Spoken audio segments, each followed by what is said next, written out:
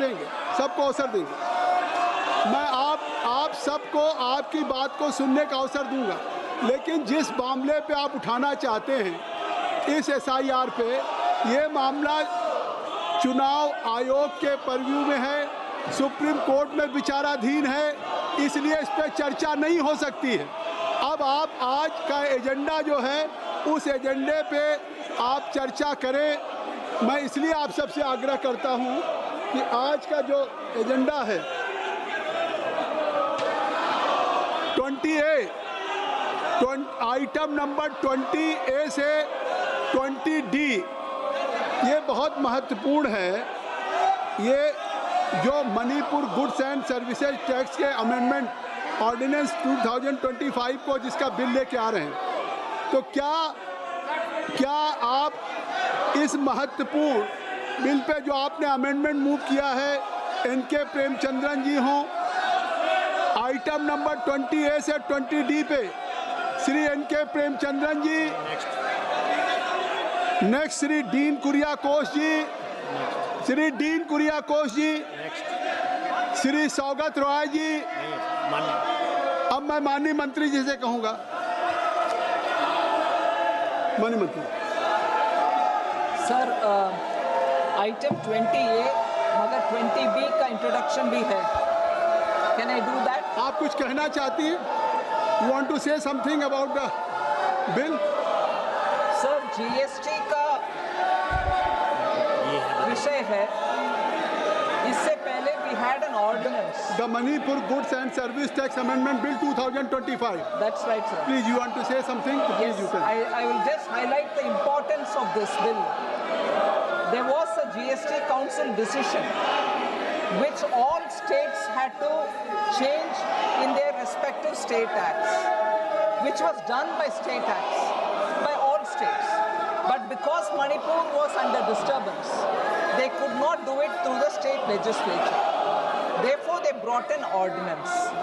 That ordinance time expired and we couldn't come to the house because the state assembly was still on. Subsequently, we brought one more ordinance, by which time, after the ordinance was passed, by which time you had the state coming under the president's rule. Therefore, that ordinance will have to become a law. So we are amending the state GST bill, amending the state act by introducing this bill to replace the ordinance. So it is a constitutional necessity. It has to be taken up now. If it doesn't pass through now, the state will have difficulty in implementing the GST amendments which have long been approved by the council, and their revenue will get affected because they won't have the authority to charge on certain items on which the GST council has already passed. All states have also passed because they were able to amend their act. So I would think it's very important constitutionally to serve that state to have its GST collection enabled. Ordinance be converted into a bill and the House should pass it. Thank you.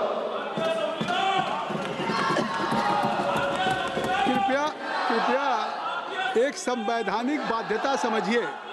माननीय मंत्री जी ने इस bill को प्रस्तुत करते समय उन्होंने इस बात का उल्लेख किया है कि जो मणिपुर की परिस्थितियां हैं और GST काउंसिल में जो विषय आया है ये राज्य का विषय है और ये संघीय ढांचे में उसकी एक संवैधानिक बाध्यता है।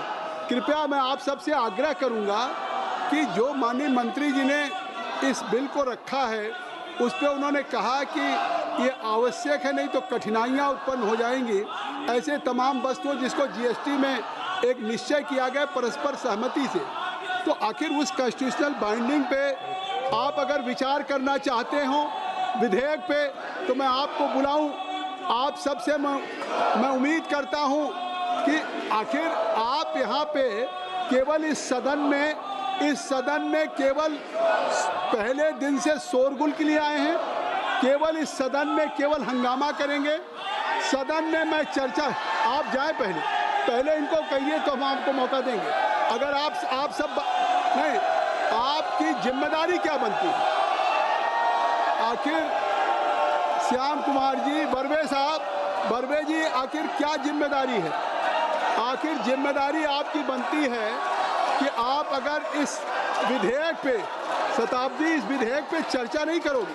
इतना महत्वपूर्ण विधेयक है, मैं सबको समय दूंगा, मैं समय दूंगा, लेकिन गौरव जी मैं समय दे सकता हूं, आप इनको बिल से कहें, कृपया पूर्वक आप इनको कहें, अगर ये बिल खारिज करेंगे तो मैं आपको अवसर दूंगा। जयप्रकाश जी, चन्नी साहब, शैलजा जी, मैं कह रहा हूं आप अपने सदस्यों को, ये सदन का आचरण है, पूरा देश देख रहा है। उपनेता खड़े हैं, आपके उपनेता खड़े कांग्रेस पार्टी के, और उपनेता खड़े हैं, आप बिल में हैं। कृपया इनका लिहाज करिए, आप इनके नाते कम से कम। आप कहाँ हैं? आप उपनेता यहाँ खड़े हैं और आप लोग बिल में हैं। ये सम्मान है ना? आपको अपने नेता के प्रति सम्मान नहीं। आप माननीय सदस्य लोग अपने नेता के प्रति तो सम्मान रखिए। आपके नेता कुछ कहना चाहते हैं, अगर आप सदन में, बर्वे साहब, आपको अपने नेता के प्रति सम्मान नहीं है तो कृपया आप उपनेता कुछ कहना चाहते हो, सदन को सुचारू रूप से आप चलाइए। तो मैं विधेयक पर विचार करने के लिए, प्रश्न यह है कि विधेयक पर विचार किया जाए। जो सदस्य इसके पक्ष में हैं वो हाँ कहें, जो सदस्य विरोध में हैं वो ना कहें। मेरे विचार में निर्णय हाँ वालों के पक्ष में हुआ। विधेयक पर विचार करने हेतु प्रस्ताव को स्वीकृत किया गया। अब सभा विधेयक पर खंडवार विचार करेगी। प्रश्न यह है कि खंड 2 से 38 विधेयक का अंग बने। जो सदस्य इसके पक्ष में हैं वो हाँ कहें,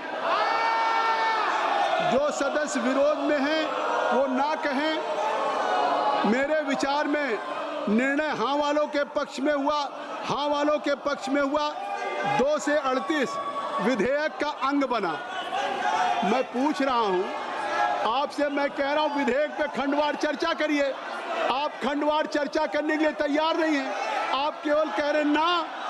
ये सदन की परंपरा है, सदन की मर्यादा है कि किसी विधेयक पे अगर आप मतदान कर रहे हैं तो उस विधेयक पे अगर चेयर आपको अनुमति दे रहा, अवसर दे रहा है कि आप उस विधेयक पे अपनी चर्चा करें।